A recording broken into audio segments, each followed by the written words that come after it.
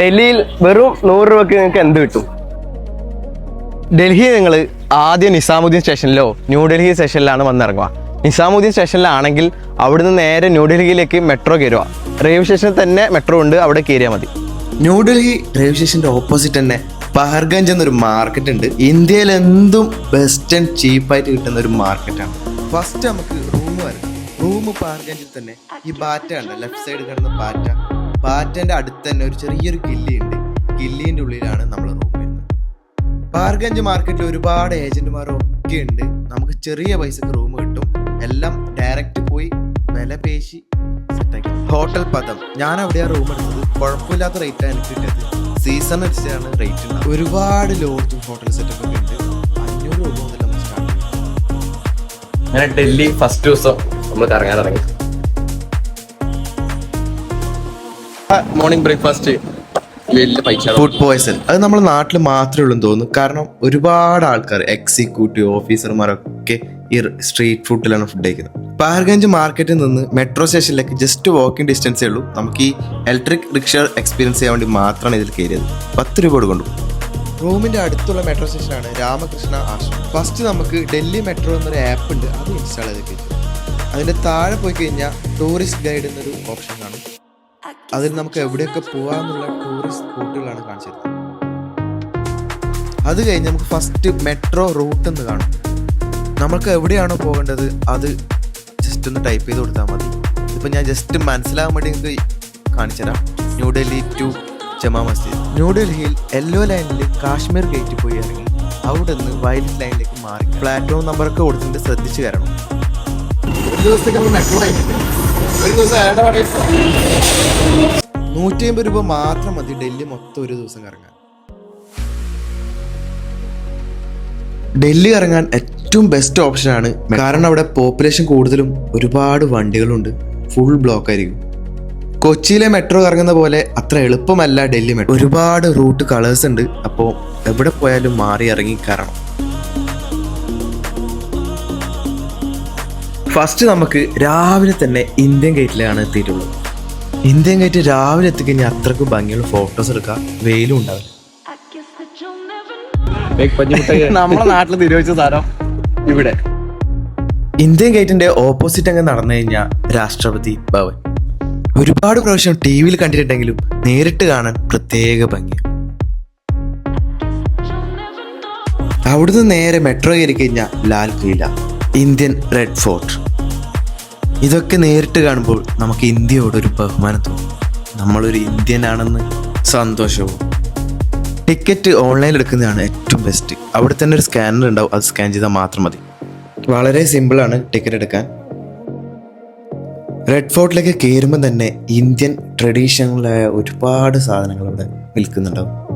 അതൊക്കെ വാങ്ങിയില്ലെങ്കിൽ ഒന്ന് കാണുമോ. സായിപ്പന്മാർ പോലും അമ്പരന്ന് പോകുന്ന പല വസ്തുക്കളാണ് ഇവിടെ ഉള്ളത്. ഇന്ത്യ എന്ന രാജ്യത്തെ പറ്റി അറിയണമെങ്കിൽ നമ്മൾ കേരളത്തിൽ നിന്ന് പുറത്ത് വന്നേ പറ്റും. കാഴ്ചകളൊന്ന് കണ്ടു. ഇന്ന് കാനഡയിലേക്കും ജർമ്മനിലേക്കും ഒരുപാട് കുട്ടികൾ പോകുന്നതിന് മുമ്പ് ഒന്ന് ഇന്ത്യയെ തിരിഞ്ഞു നോക്കണം. ഇന്ത്യ എന്താണെന്ന് കണ്ടിട്ട് വേണം പുറത്തു പോകാൻ.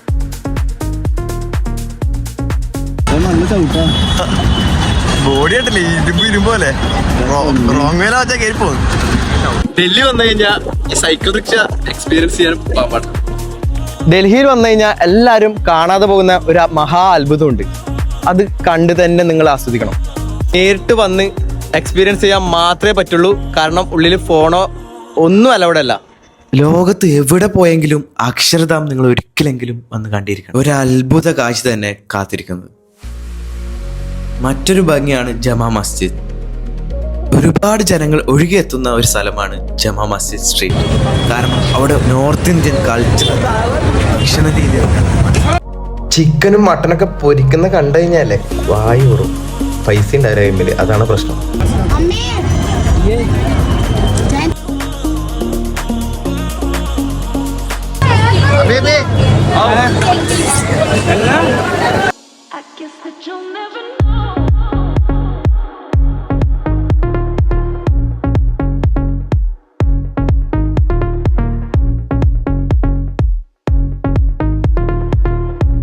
അവിടുത്തെ കബാബ് ഒരിക്കലും മിസ് ചെയ്യരുത്, അടിപൊളി ടേസ്റ്റാണ്. അങ്ങനെ ഫുഡും കഴിച്ച് അന്നത്തെ കാർഡ് നമ്മൾ റിട്ടേൺ കൊടുത്തു. നമ്മൾ 50 രൂപ മുന്നേ അഡ്വാൻസ് കൊടുക്കണം, അത് തിരിച്ചു തരും. ഫസ്റ്റ് ഡേ അങ്ങനെ കളറായി. സെക്കൻഡ് ഡേ രാവിലെ തന്നെ നമ്മൾ എണീച്ച് പോയിട്ട് ബിരിയാണിയാണ് കഴിച്ചത്.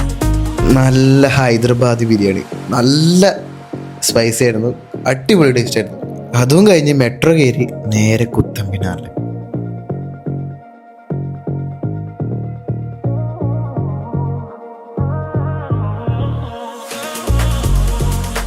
കുത്തമ്പിനാറിന്റെ ഭംഗി കണ്ട് നമ്മൾ നേരെ കരോൾ ബാഗിലേക്ക് വിട്ടു. ഇന്ത്യയിലെ ഹോൾസെയിൽ മാർക്കറ്റിൽ ഒന്നാണ് കരോൾ ബാഗ്.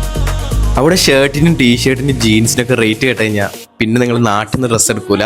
നമ്മുടെ നാട്ടിലേക്ക് ഒരുപാട് ഇവിടുന്ന് ഡ്രസ്സ് പോകുന്നുണ്ട്. കരിമ്പ് ജ്യൂസിന്റെ ഗ്ലാസിന്റെ വണ്ണം കണ്ടെങ്കിൽ നമ്മുടെ ചെവി ക്ലീൻ ആക്കാൻ പോലും അവിടെ ആളുണ്ട്. നിങ്ങളൊന്നും ചെവി കേൾക്കുന്നുണ്ടോ ചോദിച്ചപ്പോൾ 250, 300, 350 ആ റേഞ്ചല്ല അവിടുത്തെ ഡ്രസ്സിന്റെ റേറ്റ്. 1000 രൂപയ്ക്ക് 3 ഷർട്ട്. ഇവിടെ ഒരു ഷർട്ടിന് 1000 രൂപ വരുന്നുണ്ട്. ഇനിയിപ്പോ നിങ്ങൾ എല്ലാരും കാത്തിരുന്ന 100 രൂപേന്റെ സൺഗ്ലാസസും വാച്ച്. ഷോപ്പിന്റെ പേര് നോട്ട് വെച്ചോ, കബീർ സൺഗ്ലാസ്. ഒന്നുമില്ലെങ്കിൽ ഒരു 10-100 വാച്ചും കൊണ്ട് നാട്ടിൽ വന്നിട്ടുണ്ടെങ്കിൽ പൈസക്കാരാവാം. കരോൾ ബാഗിൽ ഈ ഷോപ്പിൽ കയറാണ്ട് പോകരുത്. ഒരു സ്ക്രീൻഷോട്ട് എടുത്ത് വെച്ചോ, ഇനി എന്തായാലും ഉപകാരപ്പെടും. നമ്മുടെ നാട്ടിൽ 200-300 രൂപക്ക് വിൽക്കുന്ന സൺഗ്ലാസസ് ഒക്കെ 100 രൂപയ്ക്ക് നല്ല ഫിനിഷിംഗ് ഉള്ള പ്രൊഡക്റ്റ് ആണ്, കളി സാധനമല്ല.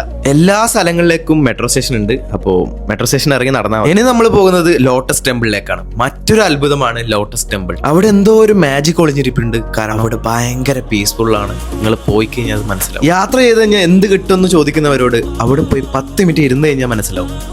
അവിടെ നിന്ന് ഒരു ഗുലാബ് ജാമുനും കൂടി കഴിച്ച് നേരെ സരോജിനി മാർക്കറ്റ്. ഇവിടെ എത്തിയ പാടനെ ഞാൻ എൻ്റെ പണി തുടങ്ങി. നിങ്ങൾ കണ്ടോ കിത്ര 750 അവൻ പറഞ്ഞു 150 ഞാൻ കൊടുത്തു. ഇവിടുന്ന് പർച്ചേസ് ചെയ്ത കോസ്റ്റ്യൂംസ് ഒക്കെയാണ് മണാലിയും കാശ്മീരൊക്കെ പോയിട്ട് ഷോർ ഞാനടക്കം 100, 200, 300 ഇതാണ് ഇവിടുത്തെ കോമൺ റേറ്റ്. സ്ട്രപ്സ് ബോയ് എന്ന ചാനൽ സബ്സ്ക്രൈബ് വെച്ചോ, ഇനിയും വീഡിയോസ് കാണാം.